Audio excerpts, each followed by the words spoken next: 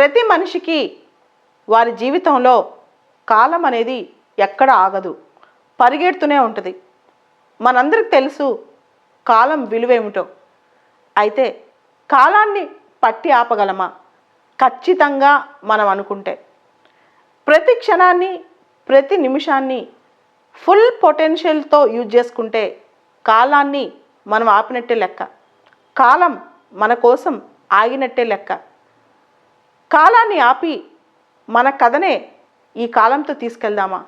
అంటే టైంని అలా ఆపేసి ప్రతి క్షణం మనతోనే టైంని గడిపేలా చేసి మన కథనే టైంతో పాటు రాసుకోవచ్చా? ఖచ్చితంగా రాసుకోవచ్చు.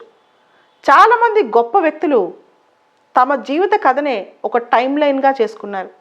అంటే గొప్ప గొప్ప వ్యక్తులు ఎప్పుడూ పని చేస్తూ తమ యొక్క కర్మ ద్వారా, అంటే తమ యొక్క యాక్షన్ ద్వారా కాలాన్నే తమతో పాటు నడిపించుకున్నారు. అలాంటి వాళ్ళే మహానుభావులు అవుతారు. ఎప్పుడైనా ఆలోచించండి, కాలం మన కోసం ఆగదు, అది మనకు తెలుసు. కాలం పరిగెడుతూనే ఉంటుంది. కానీ తెలివిగల వ్యక్తులు ప్రతి ఒక్క క్షణం కాలాన్ని ఆ క్షణం వారీగా కొలిసి, ఆ నిమిషం వారీగా కొలిసి దాన్ని పట్టుకుని ఆ కాలం కథే తమ కథ, తమ కథే కాలం కథగా మార్చుకోవాలి. అంటే కాలాన్ని ఆగిపోని ఆ కాలాన్ని నీ కథగా మార్చుకో.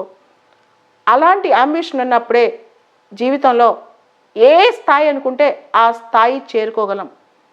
ఎక్కువగా కాలం అంతా వృధా చేసి కాలాన్నంతా థింకింగ్తో, నెగిటివ్ ఆలోచనలతో, పెసిమిజంతో, ఇంకొకరిని విమర్శించడంలోనో, ఏదో ఒక మనల్ని మనం కుంగించుకోవడంలోనో ఇలా పెట్టేసుకుని కుంగిపోతూ కాలాన్ని వృధా చేసుకోకుండా ప్రతి క్షణాన్ని కాలమే మన కోసం ఆగి వీళ్ళు ఇంత కష్టపడుతున్నారు కదా, వీళ్ళకి విజయం చేద్దాం, విజయం వీళ్ళకి వచ్చేలా చూద్దాం అని చెప్పి కాలమే మన కోసం ఆగిపోవాలి. అంత ఎక్కువగా కాలాన్ని వాడుకోవాలి.